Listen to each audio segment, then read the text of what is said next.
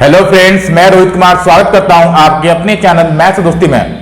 आज हम लोग दोस्तों टॉप 5 क्वेश्चन करेंगे जो विभिन्न चैप्टर से लिया गया है। यदि चैनल पे पहली बार विजिट कर रहे हैं, चैनल को सब्सक्राइब कर लीजिएगा ताकि जब भी कोई नया वीडियो अपलोड करें उसका नोटिफिकेशन सबसे पहले आप तक पहुंचे। तो आइए हम लोग अब सेशन को स्टार्ट करते हैं। तो दोस्तों हमारा पहला क्वेश्चन इस प्रकार है, जैसे आप देख सकते हैं। ये हमारा पहला क्वेश्चन दोस्तों कंपाउंड इंटरेस्ट चक्रवृद्धि ब्याज पर आधारित प्रश्न है। तो क्वेश्चन क्या बोल रहा है, ₹12,000 की धनराशि चक्रवृद्धि ब्याज पर जमा करने पर 5 वर्ष में दोगुनी हो जाती है, तो वह राशि 20 वर्ष बाद कितनी हो जाएगी, यह हमें निकालना है। और दोस्तों ये क्वेश्चन हमारा रेलवे ग्रुप डी 2022 में पूछा जा चुका है, यानी आज ही के साल में पूछा जाता है दोस्तों। तो कैसे हम लोग हल करेंगे, तो सबसे पहले क्या दिया हुआ, 12,000 की राशि, यानी आपको प्रिंसिपल कितना दिया गया है, 12,000 दिया गया है। उम्मीद करते हैं दोस्तों कि दिख रहा होगा आपको। तो प्रिंसिपल कितना दिया गया है, तो प्रिंसिपल आपका 12,000 दिया गया है। और चक्रवृद्धि ब्याज का क्वेश्चन है, यानी कंपाउंड इंटरेस्ट का क्वेश्चन है। तो 5 वर्ष में कितना हो जाती है, दोगुनी हो जाती है। तो 5 वर्ष में 5 ईयर में कितना गुनी हो जाती है, तो दोगुनी हो जाती है। तो यहाँ दोगुनी लिख दीजिए, कितना, दोगुनी। हमें क्या निकालना है कि कितने वर्ष में, तो 20 वर्ष बाद कितनी हो जाएगी, ये हमें निकालना है। यानी 20 ईयर में कितना गुना हो जाएगा हमारा धन, ये निकालना है दोस्तों। बहुत ही इजी तरीके से मैं आपको बताने वाला, इसके पीछे क्या कॉन्सेप्ट है। ये 5 है, ये 20 है, तो 20 को इस तरह से तोड़िए कि 5 भी आना चाहिए, ठीक है। तो 20 को हम लोग तोड़ रहे हैं 5 गुना 4 में, ठीक है।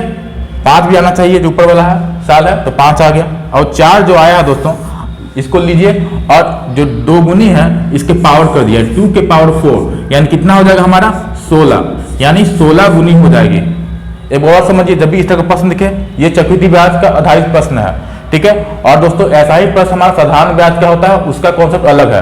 तो 5 ईयर में कितना गुनी, 2 गुनी हो रहा है। तो 20 वर्ष में कितना गुनी होगा, ये हमें निकालना है। तो 20 को इस प्रकार तोड़िए कि जो ऊपर वाला ईयर है वो भी रहे। तो 5 गुने 4, तो 5 को छोड़ देना है, जो 4 है वो यहाँ पे 2 गुनी दिया गया, उसका पावर यहाँ पे जितना भी गुनी दिया है उसका पावर कर दीजिए। तो 2 का पावर 4 कितना होता है हमारा 16, यानी 16 गुनी हो जाएगी। कितना गुनी हो जाएगी दोस्तों, तो 16 गुनी हो जाएगी हमारा धन। तो कौन सा ऑप्शन है, तो ऑप्शन नंबर ए हमारा राइट आंसर है। तो ये प्रश्न दोस्तों रेलवे ग्रुप 2022 में पूछा चुका है, यानी इसी साल पूछा जा रहा है ये प्रश्न। तो 16 गुनी हमारा आंसर हो गया, ऑप्शन नंबर ए। तो उम्मीद करते हैं दोस्तों कि पहला नंबर क्वेश्चन आपको समझ में आया होगा। तो आइए हम लोग क्वेश्चन 2 की ओर बढ़ते हैं। फ्रेंड्स हमारा क्वेश्चन नंबर 2 इस प्रकार है, ये हमारा प्रॉफिट एंड लॉस संबंधी सवाल है। तो क्वेश्चन क्या बोल रहा है, किसी वस्तु के अंकित मूल्य पर 40%, उसके बाद 30%, 40% उसके बाद 30% और 45% उसके बाद 20% की उत्तरोत्तर छूट में अंतर ₹12 है। यानी दोस्तों 2 कंडीशन है। पहली कंडीशन में 40% का छूट दिया जा रहा है और 30% का छूट दिया जा रहा है, और दूसरे कंडीशन में दोस्तों 45% का छूट दिया जा रहा है और 20% का छूट दिया जा रहा है। और फिर दोनों के बीच अंतर कितना दिया गया है, तो ₹12 का अंतर दिया गया है। तो उस वस्तु का अंतिम मूल्य उस वस्तु का अंकित मूल्य निकालना है, यानी आपको मार्क प्राइस निकालना है दोस्तों। तो बहुत ही आसान तरीके से निकालेंगे दोस्तों। यहाँ पे छूट दिया गया यानी डिस्काउंट दिया गया, और दोस्तों डिस्काउंट का 100% क्या होता है, हमारा अंकित मूल्य यानी मार्क प्राइस होता है। तो इस कॉन्सेप्ट को अप्लाई करेंगे यहाँ पे। तो आइए हम लोग अब करते हैं क्वेश्चन नंबर 2। तो उम्मीद करते हैं दोस्तों कि विजुअल होगा, आपको दिख रहा होगा आपको। तो किसी वस्तु के अंकित मूल्य पर 40%, उसके बाद 30%, यानी 2 छूट है, क्रमिक 2 छूट है। तो हम लोग ए बी फॉर्मूला अपनाते हैं दोस्तों, ए बी फॉर्मूला, यानी जब भी आपको डिस्काउंट रहे, डिस्काउंट संबंधी सवाल रहे और 2 छूट दिया रहे, तो उसके लिए ए बी फॉर्मूला क्या होता है, A plus B minus A B बटा 100।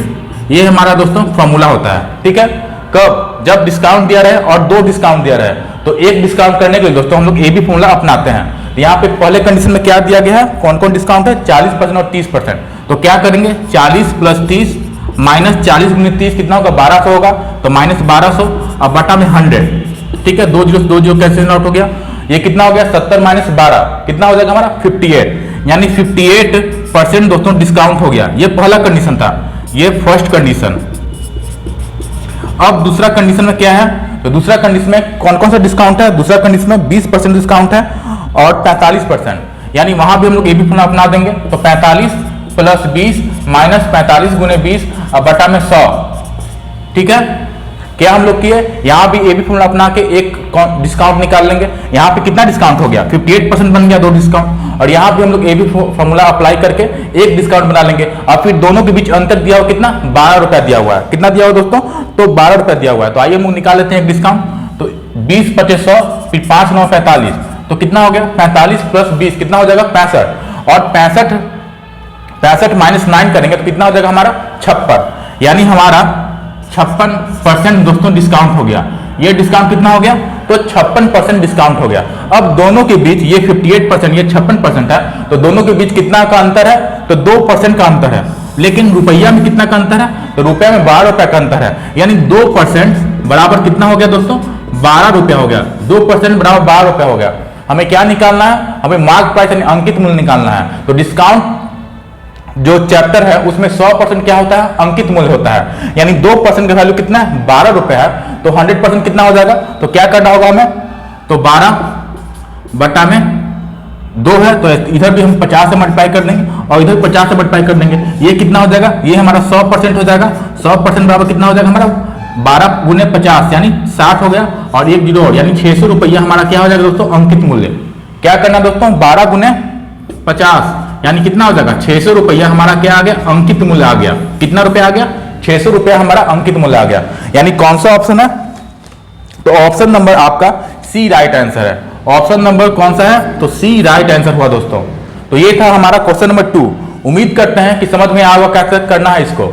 जब भी इसे प्रश्न दिखे दोस्तों तो आप बना सकते हैं। तो आइए हम लोग क्वेश्चन नंबर 3 की ओर बढ़ते हैं, जो कि हमारा नंबर सिस्टम पे आधारित प्रश्न है। ठीक है, तो आइए हम लोग अब क्वेश्चन नंबर 3 करते हैं।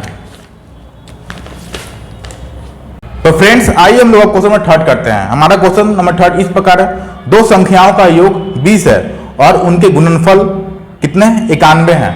यानी दो संख्या है, दो संख्याओं का योग दिया गया है आपको, कितना है तो 20 है और उनका गुणनफल 91 है, 91 है।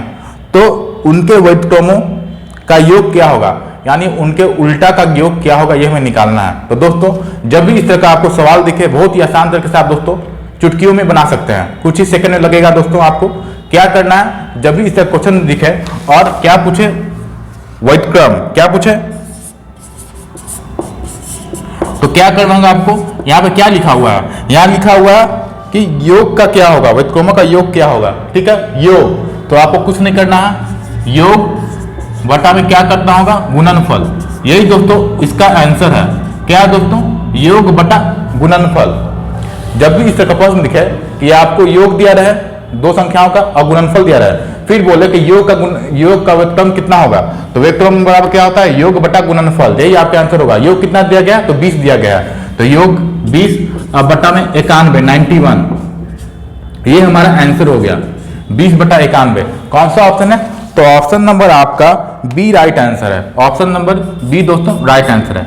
ये सवाल दोस्तों एनटीपीसी 29 अप्रैल 2016 को पूछा चुका है शिफ्ट 1 में, और RRC Hajipur group D exam 2012 में पूछा जा चुका है।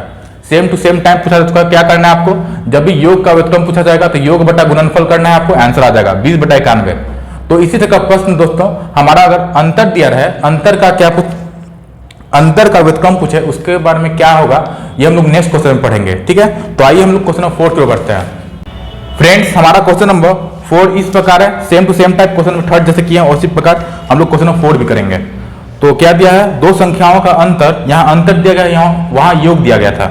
तो दो संख्याओं का अंतर और गुणनफल क्रमशः 7 और 60 है, 7 और 60 है, तब उनके व्युत्क्रमों का अंतर क्या होगा, यानी उल्टा का उनके अंतर का क्या होगा, ये हमें निकालना है। तो इसका कॉन्सेप्ट क्या है दोस्तों, इसका फॉर्मूला क्या है, जब भी आपको अंतर का व्युत्क्रम निकालना हो, अंतर का व्युत्क्रम, तो आप क्या करना होगा, अंतर बटा गुणनफल। इसका दोस्तों फॉर्मूला क्या है, अंतर बटा गुणनफल, यानी आपको अंतर लिख लेना है और बटा में गुणनफल। तो अंतर कितना दिया गया आपको, क्वेश्चन में दिया गया होगा, तो अंतर कितना है, तो अंतर हमारा है दिया हुआ 7 और गुणनफल कितना है, तो 60 है। यानी हमारा आंसर कितना हो गया दोस्तों, 7 बटा 60, यानी आपका option number A right answer हुआ। तो उम्मीद करते हैं दोस्तों कि ये प्रश्न आपको समझ में आ गया होगा। क्वेश्चन नंबर 4 ये वाला जो फॉर्मूला अप्लाई करना है, ये कॉन्सेप्ट अप्लाई करना है जब भी इस तरह का प्रश्न निकले। तो आइए फ्रेंड्स हम लोग अब क्वेश्चन नंबर 5 की ओर बढ़ते हैं, जो इस सेशन का लास्ट क्वेश्चन होगा। फ्रेंड्स हमारा क्वेश्चन नंबर 5 इस प्रकार है, तो ये क्वेश्चन हमारा आरआरबी ग्रुप डी 25/10/2018 को पूछा जा चुका है शिफ्ट 2 में। ठीक है, तो आइए क्वेश्चन देखते हैं हमारा क्या बोल रहा है। तो श्रृंखला दिया गया है 12, 19, 26, 23 में 10वीं संख्या क्या होगा ये हमें निकालना है। तो दोस्तों बहुत ही आसान होता है इस तरह क्वेश्चन। सबसे पहले संख्या लिख लेते हैं। तो संख्या कौन सा है, तो 12, फिर 19, फिर कौन सा है, तो 26, फिर कौन सा है, 33। इस तरह से दोस्तों हमें निकालना है 10वीं पद, यानी डॉट डॉट डॉट डॉट 10वीं पद कितना होगा ये हमें निकालना है। तो दोस्तों सबसे पहले इस तरह का जब भी आपको दिखे सीरीज यानी श्रृंखला, तो आपको पहले डिफरेंस चेक कर लीजिए। तो हम लोग देख रहे हैं 12 से 19 यानी 7 डिफरेंस है, 19 से 26 7 डिफरेंस है, 26 से 33 7 डिफरेंस है। अब आगे भी दोस्तों 7 डिफरेंस रहता रहेगा।